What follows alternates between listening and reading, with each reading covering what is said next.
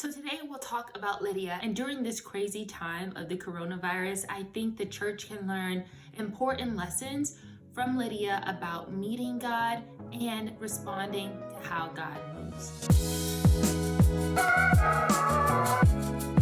Hey Bipsy Squad, welcome back to another episode of Biblically Serious, where we're all about understanding the Bible and owning our faith. So we've been going through a Women in the Bible series in honor of Women's History Month.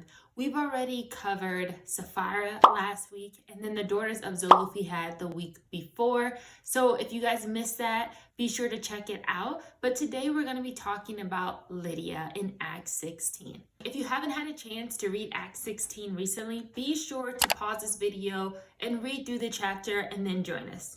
I thought Lydia was a really good person to end the series with, especially with what's going on with the coronavirus and like churches not being able to meet in person or having to come up with creative ways to think about ourselves as the church in this digital age. I think Lydia shows us some things, even though she's not in the digital age, there's some principles and some roles that she took that I think we can really look at today during this unique time in history of how we can glean from these ideas as a church. So the first lesson that Lydia teaches us is about recognizing and responding to how God is moving. So in the story, we see that Lydia is very well off financially. She has a very successful business with rich clientele selling purple linen. She has a team of women around her, we see. We also know that she believes already in God. So, she seems like she has a pretty well-balanced, established life for herself. But in hearing that Paul was traveling through with the message, she made sure she stopped what she was doing and went to hear where he was preaching. And in doing so, she was able to hear the gospel and respond. Lydia shows us how she wasn't too busy, she wasn't too successful, she wasn't even too knowledgeable in her relationship with God, that she was kind of complacent. Like similarly, during this time of the coronavirus, our lives have been interrupted. And, with Lydia, it was voluntarily, right? She stopped and she went, and it was only for maybe a short amount of time. But for us, obviously, we didn't anticipate this, or most of us didn't anticipate the effect that it would have on our lives. Instead of rushing to get back to how life used to be, trying to kind of keep up your sense of normalcy, instead take some time to think about, what is God doing? How is he moving? How are you to respond during this time? How are your relationships changing?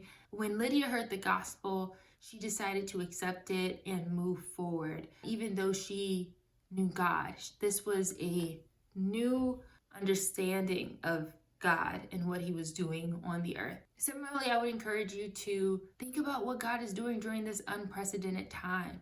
You may not get like the final answer, but it's important to make space to hear from God, how he's changing things up in the world, and especially how he's changing things up in your life. But particularly right now, where we have more time to be at home and to slow down, it's important to evaluate what's happening.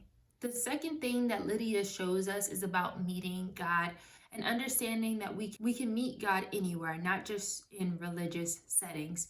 So in the story, we see that Paul was traveling. Paul, Timothy, and Silas were traveling to Europe, and they thought that there would be a place of prayer, a place of worship for them to speak and to preach the gospel. So instead, they just decided to preach outside the city gate by the river. And during that time, Lydia and a group of women were there to hear from Paul. In delivering his message, a miracle happened. It says that the Lord opened up Lydia's heart. She believed the message that Paul was preaching and responded to the gospel. And Lydia shows us that the miracles of God, the works of God, the ministry of God is not limited to religious settings. The gospel was being preached and conversion was happening. Similar to the story, we're very limited in the access to places of worship. Paul could not preach in a place of prayer during that time because it didn't exist, and we cannot go to places of prayer or worship right now because of the restrictions that we have on gatherings. But, right, it doesn't mean that God is not meeting people wherever they are. I would just encourage you, as you know, kind of in line with the first step of trying to recognize where God's moving and how to respond to it, but also think about how can you continue to be meeting with God? How can you continue to be recognizing and highlighting places that God is working miraculously and He's still doing a work on the earth, but it's outside of the four walls of what may be a typical, normal religious setting for you. The last lesson that Lydia teaches us is again about meeting, but it tells us about creating spaces to meet. So it puts the responsibility on us a little bit. So after Paul and Silas were free from jail, Lydia opens up her home to encourage one another, to fellowship, and to continue their ministry. Lydia wasn't a preacher per se. She used what she had, which was her home, to help continue the work and the ministry of Paul and Silas. What we can learn here is this importance of creating spaces for people to meet God outside of religious settings. How can we create spaces? A lot of churches are doing creative things around live streaming and live chatting and going live on Instagram so that we can have this place where we can continue to learn about God, where we can continue to encourage one another's. But I would just challenge you as an individual, even, how can you create spaces for people to meet God and for people to learn about God? Or does that mean you're using your personal platform? Does it mean that there is a Bible study you're creating with women in your church? Are you creating a prayer kind of call-in line or hotline? Do you have a big enough backyard where you can have people spaced out and still hear a collective message? Things to think about during this time. Lydia was definitely an incredible woman as the first convert in Europe to Christianity, very successful, a woman already of religious background and knowing God. But she really teaches something in a time where like the narrative was shifting.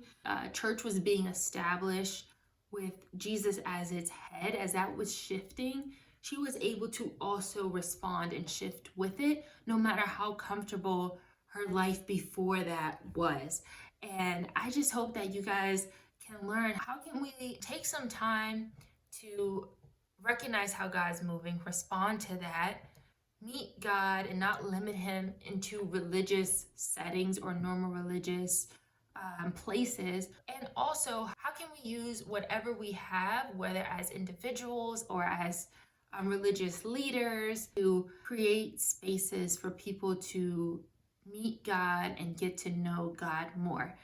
I hope you guys have enjoyed this Women in the Bible series. If this is your first episode, be sure to go back and check out Sapphira and the daughters of Zelophehad. If you guys have enjoyed this series, be sure to like this video and don't forget to subscribe. And I cannot wait until we launch our next series. Stay tuned.